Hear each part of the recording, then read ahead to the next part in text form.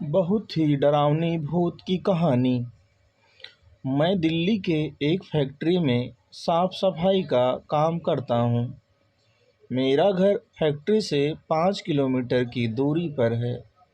मेरे पास एक साइकिल है जिससे मैं अपने घर से फैक्ट्री और फैक्ट्री से घर आता जाता हूँ।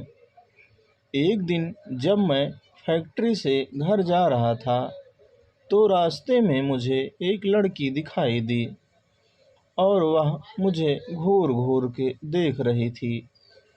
मैं उसे टालते हुए अपने घर की ओर निकल पड़ा। दूसरे दिन फिर वही लड़की मुझे उसी जगह पर दिखाई दी और वह मुझे फिर से घूरने लगी। फिर भी मैंने उसकी तरफ पलट के नहीं देखा और अपने घर की ओर निकल पड़ा। मैं उसके पास रुका भी नहीं क्योंकि मुझे उस लड़की से डर लग रहा था। वह लड़की कई दिनों तक मुझे देखती रहती थी। एक दिन वह लड़की वहाँ पर नहीं दिखाई दी तो मैं सोच में पड़ गया, ऐसा क्या हुआ जो वह लड़की आज नहीं आई। फिर मैं अपने घर की तरफ निकल पड़ा। एक हफ्ते बाद मेरे घर पर एक चिट्ठी आई और मुझे पता चल गया था कि यह चिट्ठी उसकी है। उसमें उसका नाम प्रीति लिखा हुआ था और उसमें से एक फ़ोटो निकली थी जो कि उस लड़की की थी। मैं चौंक गया कि उसे मेरा पता कैसे चला। उस चिट्ठी में लिखा हुआ था कि कल जब मैं फैक्ट्री से निकलो तो जहाँ पर मैं खड़ी रहती हूँ वहाँ पर मेरा इंतज़ार करना।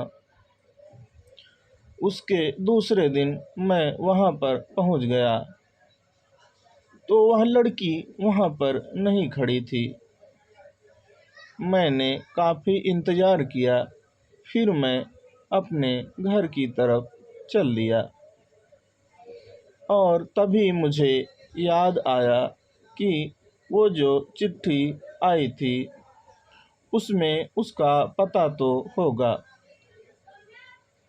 फिर मैं उसका पता पढ़कर उसके पते के अनुसार मैं उसके घर मिलने के लिए गया।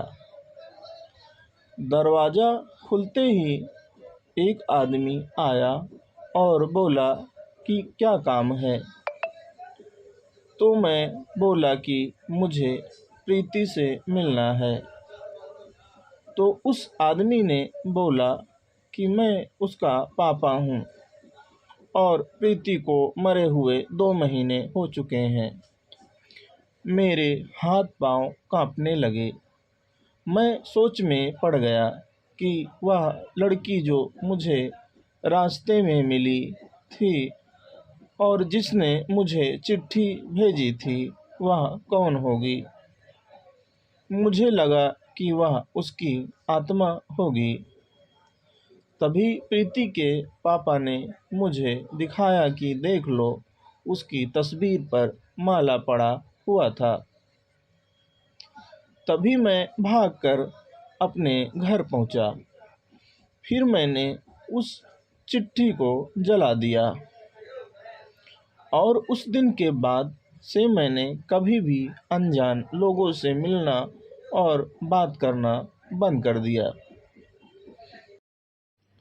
दोस्तों, वीडियो को लाइक करें, चैनल को सब्सक्राइब करें, कमेंट में अपनी राय ज़रूर दें। धन्यवाद।